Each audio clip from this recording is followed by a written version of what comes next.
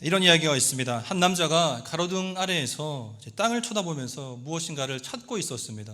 열심히 찾고 있다가 마침 거기를 지나가던 한 친구가 있었습니다. 그 친구가 그 무언가를 찾고 있는 또 다른 친구를 발견하고는 이렇게 물었습니다. 도대체 무엇을 그렇게 열심히 찾고 있느냐? 이렇게 물었습니다. 그 친구가 내가 집 열쇠를 지금 잃어버렸다라고 하면서 내가 집 열쇠를 찾고 있다 이렇게 이야기했습니다. 그래서 그 친구가 그 열쇠를 어디서 잃어버렸습니까? 이렇게 물어봤습니다. 그런데 그 열쇠를 잃어버린 남자가 말했습니다. 아마 저 멀리 어두운 골목에서 내가 떨어뜨린 것 같은데 거기서 아마 잃어버린 것 같다 이렇게 이야기를 하는 겁니다. 그 친구가 의아하게 생각하면서 물었죠. 그러면 저기 골목 어두운 데서 찾아야지 왜 여기서 열쇠를 찾고 있느냐 이렇게 물었습니다. 그 남자가 이렇게 자신 있게 이야기했습니다. 여기가 가로등 밑이 제일 밝으니까 여기서 찾는 게 쉬울 것 같아서 여기서 찾고 있다라고 이렇게 이야기를 했답니다. 열쇠를 저기에서 어두운 데서 멀리서 잃어버렸는데 가로등이 밝다고 해서 지금 여기 가로등 아래에서 열쇠를 찾고 있는 이 남자의 행동이 여러분 바보 같아 보이십니까? 그런데 여러분 곰곰이 우리가 이것을 생각해 본다면 우리가 예수님을 섬기는 모습이 과연 이런 모습이 아닐까라는 것입니다. 우리는 예수님에게서 참된 만족과 기쁨과 안정을 누리지 못하고 자꾸 다른 곳에서 소망과 기쁨을 찾으려고 한다는 것이죠. 그래서 오늘 설교의 제목이 어디서 찾고 있느냐라는 것입니다.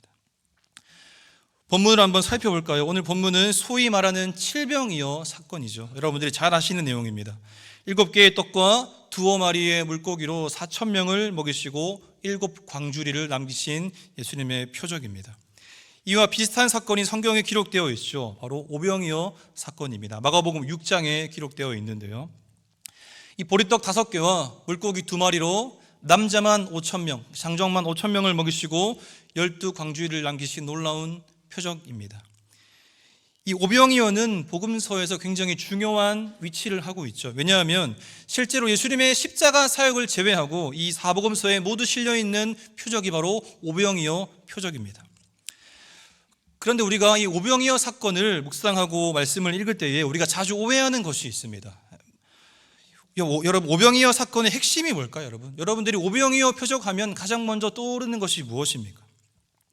우리는 보통 오병이어 사건을 이렇게 이해하죠.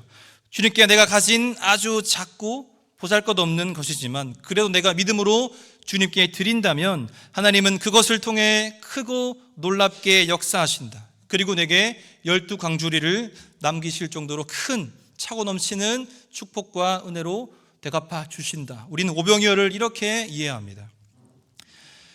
우리가 성경을 읽을 때 여러분 성경의 핵심을 우리가 잘 이해하셔야 합니다. 오병이어 사건은 물론이고요. 성경에 기록되어 있는 모든 표적의 핵심은 하나님이 누구이신가입니다. 그리고 특별히 사복음서에 나오는 모든 표적은 예수 그리스도의 십자가를 향하고 있는 것이죠. 그래서 여러분 오병이어가 내가 가진 작은 것을 들여서 내가 복을 받고 내가 귀하게 크고 위대하게 사용받는 것이 핵심이 아니다라는 것입니다. 반대로 그 작은 것을 통해 하나님의 높고 위대하심을 드러내고요. 그 높고 위대하신 분이 예수 그리스도를 통해 나를 어떻게 구원하셨는가, 나를 어떻게 사랑하시는가, 나와 어떻게 함께 하시는가. 그렇다면 이제 내가 그 은혜를 경험한 자로서 어떻게 이 땅을 살아가야 될 것인가를 우리가 초점을 두고 오병이어 사건을 대해야 하는 것입니다.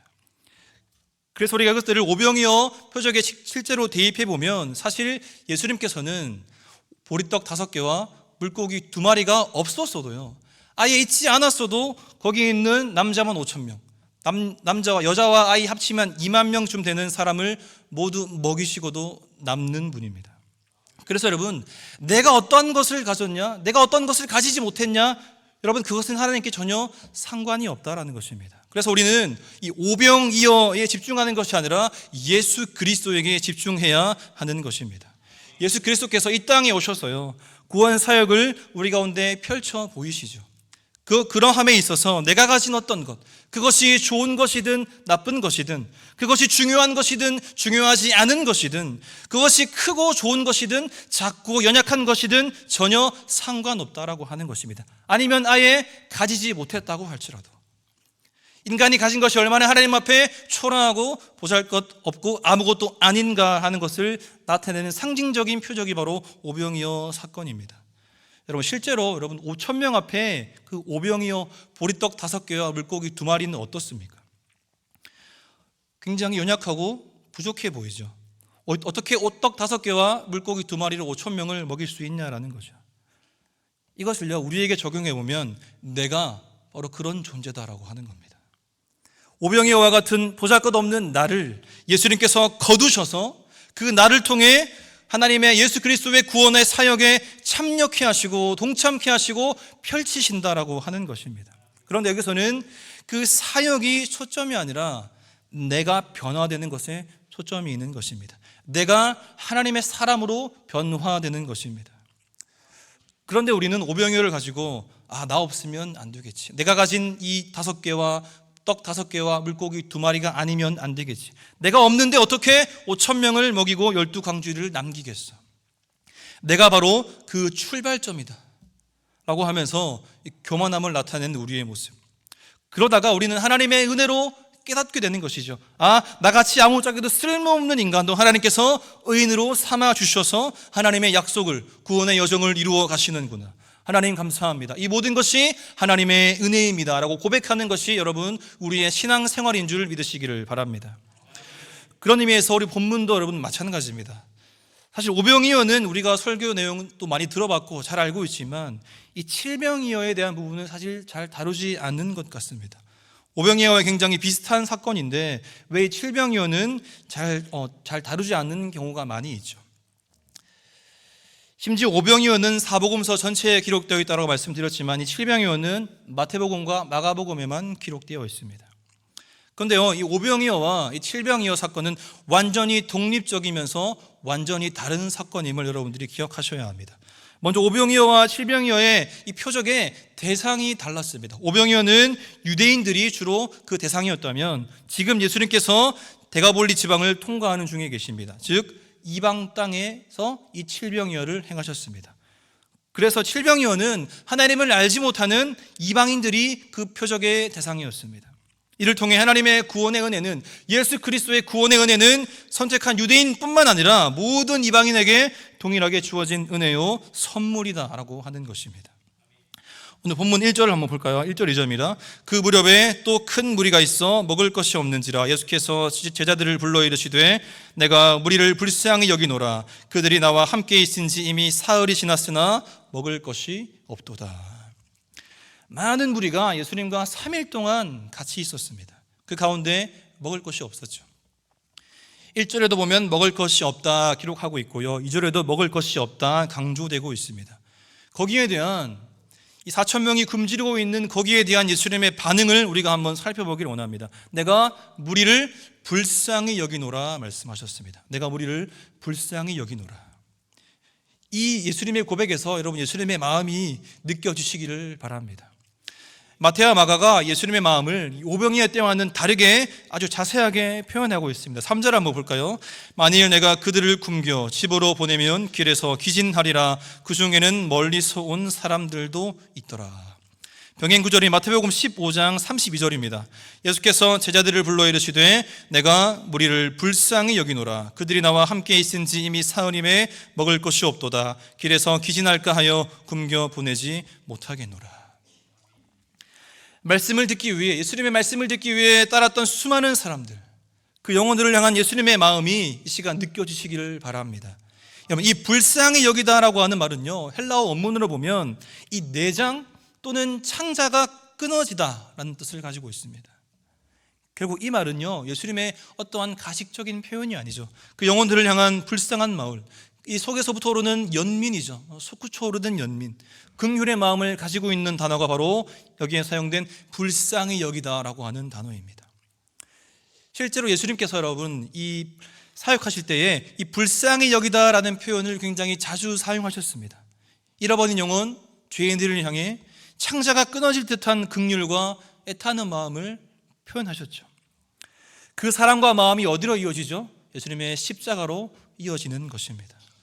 얼마나 애가 타고 얼마나 긍휼하심과 은혜가 풍성하신지 자신의 목숨을 우리를 위해 내어주셨냐라고 하는 것입니다.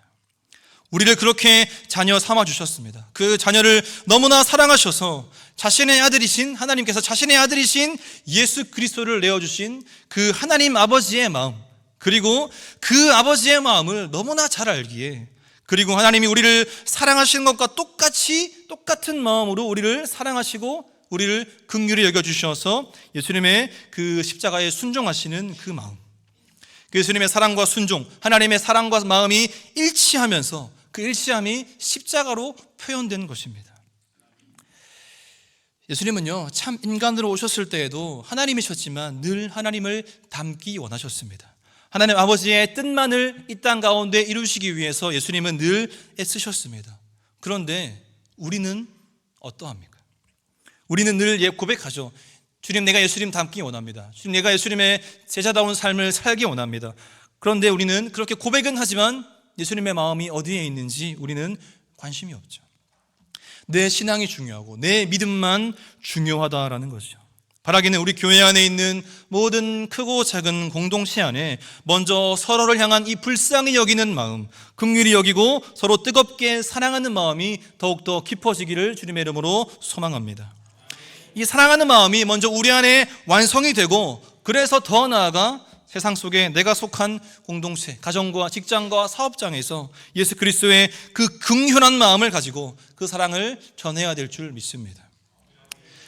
그런데도 오늘 이 본문에 보면 이 예수님의 마음을 도무지 헤아리지 못하는 사람들이 있었죠. 바로 예수님의 제자들이었습니다. 이것이 바로 우리 인간의 한계다라고 하는 거죠. 예수님의 이 긍휼하심과 애가 타는 마음과는 정반대로 제자들은 아주 현실적인 문제로 예수님께 질문을 합니다. 우리 4절은 같이 한번 읽어볼까요? 본문 4절입니다. 시작. 제자들이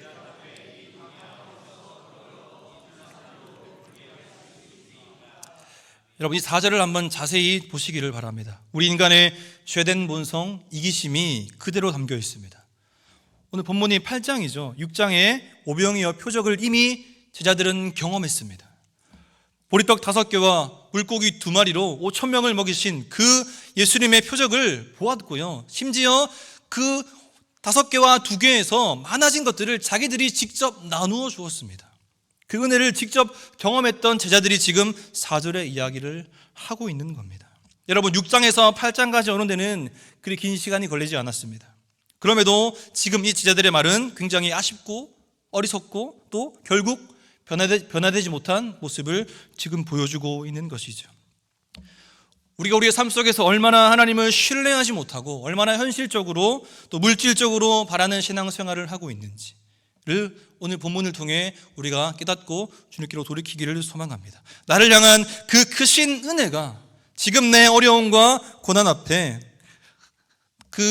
내 은혜가 내 어려움과 고난보다 더 큰 그 은혜를 경험하게 되시기를 소망합니다. 지금 제자들 앞에 생명의 떡 그 자체이신 예수님이 서 있었습니다.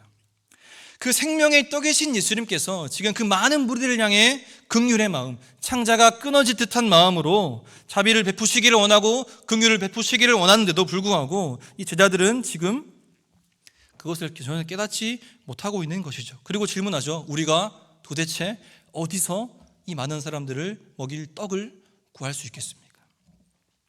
지금 4절에서 우리가 깊이 살펴봐야 될 단어가 바로 이 어디서입니다. 어디서. 여러분, 도대체 어디서라고 하는 거죠? 지금 제자들이 어디서 떡을 얻어야 합니까? 바로 앞에 계신 예수 그리스도이시죠. 요한복음 7장 25절 29절 이렇게 이야기하고 있습니다. 예루살렘 사람 중에서 어떤 사람이 말하되 이는 그들이 죽이고자 하는 그 사람이 아니냐, 보라 드러나게 말하되 그들이 아무 말도 아니하는도다. 당국자들은 이 사람을 참으로 그리스도인인 줄 알았는가? 그러나 우리는 이 사람이 어디서 왔는지 아노라. 그리스도께서 오실 때에는 어디서 오시는지 아는 자가 없으리라 하는지라. 예수께서 성전에서 가르치시며 외쳐 이르시되 너희가 나를 알고 내가 어디서 온 것도 알거니와 내가 스스로 온 것이 아니니라. 나를 보내신 이는 참되시니 너희는 그를 알지 못하나 나는 아노니 이는 내가 그에게서 났고 그가 나를 보내셨음이라 하시니. 아멘. 예수님은 하나님이십니다. 믿으십니까? 예수님은 하나님으로부터 나와서 우리에게 지혜와 의로움과 거룩함과 구원함이 되신다라고 말씀하셨습니다.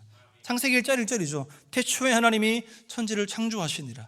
모든 천지 만물의 근원 되시고 생명의 근원 되시는 하나님이신 예수님이 지금 제자들 앞에 서 있습니다. 그러면 예수님에게 떡을 찾아야죠.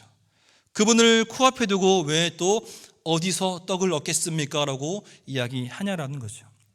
이게 바로 우리의 신앙생활의 모습이다라고 하는 겁니다. 게다가 여러분, 어디서 떡을 얻어 이 사람들로 배부르게 하겠습니까? 라고 하는 이 대답의 뉘앙스는요, 오병이어 때와 조금 다릅니다. 마가가 지금 이 부분을 명확하게 보여주는 말이 있는데요, 3절 하반절에 보시면 멀리서 온 사람도 있느니라 이렇게 이야기하고 있습니다. 제가 아까 말씀드렸지만 칠병의 기사가 기록된 목적이 여기에 담겨 있습니다. 예수 그리스도에 대해, 하나님에 대해 전혀 들어보지 못했다가 소문을 듣고 예수님 말씀을 듣기 위해 찾아온 사람들입니다. 이방인들이죠. 그런데 지금 그들을 향해 제자들이 뭐라고 얘기하죠? 예수님, 우리가 지금 하나님을 알지 못하는 이 이방인들까지 도대체 우리가 배부르게 먹여야 합니까? 우리 이스라엘 사람들, 우리 유대인들만 먹을 것, 우리 유대인들이 먹을 것도 없는데 굳이 이 사람들까지 우리가 챙겨서 먹여야 하는 겁니까? 라고 지금 예수님께 반문하고 있는 것입니다. 신앙의 우월주의죠. 신앙의 이기주의입니다.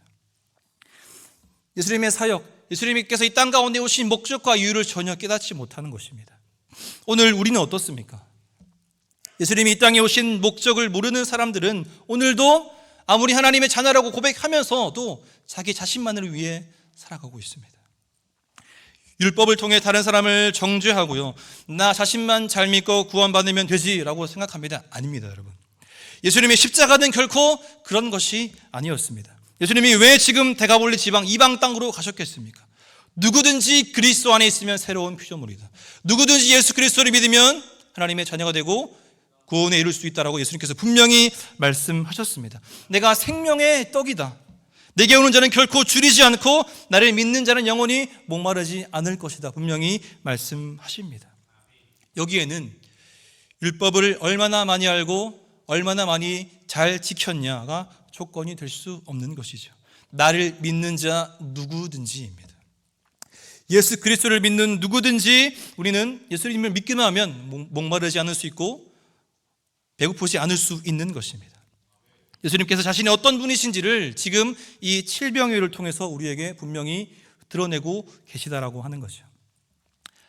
하나님 없이 내 마음대로 살아갈 때는요, 우리는 늘 갈급하고 또 배고프고 또 목마른 상태이지만 생명의 떡이신 예수 그리스도를 믿고 구주로 영접하고 그를 왕으로 모시며 살아가게 되면 그때야 비로소 인생의 진정한 가치와 목적을 알 수 있는 것입니다. 내가 왜 어떻게 살아가야 하는지, 어떻게 그렇게 살아갈 수 있겠습니까? 예수님이 바로 이런 분이시기 때문입니다. 우리 본문 6절을 같이 한번 읽어보겠습니다. 시작. 예수께서 무리를 명하여 땅에 앉게 하시고 떡 7개를 가지사 축사하시고 떼어 제자들에게 주어 나누게 하시니 제자들이 무리에게 나누어 주더라. 떡 7개를 떼어서 사람들로 먹게 하십니다. 여기서 이 떼어라고 하는 단어가 클라오라고 하는 단어인데 이게 찢다, 부수다라는 의미를 가지고 있습니다. 우리가 몇 주 뒤에 성례주일 성찬식을 하겠지만 마지막 예수님께서 제자들과 나누시는 만찬에서 떡을 우리 제자들에게 떼어 주실 때에 그 떼어와 동일한 단어가 사용되었습니다. 마가복음 14장 22절입니다. 그들이 먹을 때에 예수께서 떡을 가지사 축복하시고 떼어 제자들에게 주시며 이르시되 받으라, 이것은 내 몸이니라 하시고. 결국 오늘 칠병이어 사건의 핵심은요, 유대인뿐만 아니라 이방인 그리고 더 나아가 모든 인간들을 위해 예수 그리스도께서 자신의 살을 직접 떼어 주셔서 구원하시는 것을 미리 보여주고 계신 것입니다. 오병이어 때는 대부분 유대인들이 그 사건을 경험했죠. 하지만 칠병이어 사건 때는 너희 유대인들이 지금 하나님을 알지 못한다고 해서 개 취급, 돼지 취급하는 이 이방인들, 너희들은 그들을 무시하고 정죄했지만 나는 이 이방인들을 위해서라도 내 살을 떼어주고 나의 피를 마시게 한다. 그래서 그들로 하여금 먹고 마셔서 구원에 이르게 할 것이다 라고 오늘 우리에게 가르쳐 주신다라고 하는 겁니다. 그렇기 때문에 오병이어이든지 칠병이어이든지 그 밖에 성경의 수많은 표적과 기적, 사건의 진정한 목적이 무엇인지 우리가 분명히 알아야 하는 것입니다. 떡 5개와 물고기 2마리, 아니면 떡 7개와 물고기 2마리라도 드리면 내게 놀라운 축복으로 갚아주신다. 그것이 아니라 내게 아무런 자격이나 조건이 없어도 나는 하나님의 구원의 은혜를 입을 수 있는 사람이라는 것, 그리고 하나님께서 그 놀라운 사랑으로 오늘도 나를 사랑하시고 나와 함께 하신다라는 것입니다. 그리고 말씀의 결론에는 매우 중요한 부분이 있습니다. 예수님께서 떼어주신 그 떡을 여러분 누구에게 주셨습니까? 예수님께서 사람들에게 직접 주지 않으셨습니다. 이번에도 제자들에게 나누어 주셔서 제자들로 하여금 사람들에게 나누게 하십니다. 오병이어 사건 때 먼저 제자들이 이것을 경험했습니다. 그럼에도 제자들은 그 은혜를 잊어버렸죠. 다시 제자들에게 예수님이 기회를 주시는 것입니다. 이것이 하나님의 큰 은혜인 줄 믿습니다. 사랑하는 여러분, 예수님께서 떼어주신 이 생명의 떡을 나누어주고 전하는 것, 오늘 이 일을 우리에게 다시 맡겨주셨다라는 것입니다. 여전히 세상 속에서 세상의 것을 추구하며 살아가고 있는 우리에게 예수님은 다시 한번 찾아오셔서 기회를 주십니다. 그리스도의 제자로, 예수를 닮은 자로, 예수의 생명을 가진 자로 우리를 부르셔서 다시 우리에게 떼어주셔서 이제는 그것을 다시 사람들에게 나누어 주라 말씀하십니다. 9절에 보시면 칠병이어의 표적을 경험한 모든 사람들을 다시 어떻게 하시죠? 다 흩어 보내십니다. 여러분, 이곳에서 우리가 말씀의 은혜, 구원의 은혜야 그 기쁨과 감격을 누렸다면 이제는 우리가 다시 흩어져야죠. 어디로요? 우리의 가정과 여러분들의 학교와 직장과 여러분들 속한 모든 공동체로 흩어져서 예수님의 사랑과 은혜를 나누어주고 전해야 하는 것입니다. 예수 그리스도로 말미암아 이 생명을 나누어주는 자들이 여러분들의 삶 가운데 실제적으로 경험되어지기를 주님의 이름으로 도전을 드립니다. 하나님 잘 믿으니까 내게 떡과 잔을 넘치는 복을 주셨어가 아니라 나 같은 사람도 하나님의 은혜와 사랑으로 구원을 입어서 이제는 내가 그 사랑을 전하지 않으면 견딜 수 없는 자로, 그렇기 때문에 이 사랑을 내가 지금 당신에게 전하는 것입니다 라고 고백할 수 있는, 말할 수 있는, 알려줄 수 있는 그런 멋있는 삶을 살아갈 수 있는 우리 김포 성문교회 되시기를 주님의 이름으로 축원드립니다. 우리 말씀을 기억하면서 함께 찬양하며 기도함으로 나가겠습니다.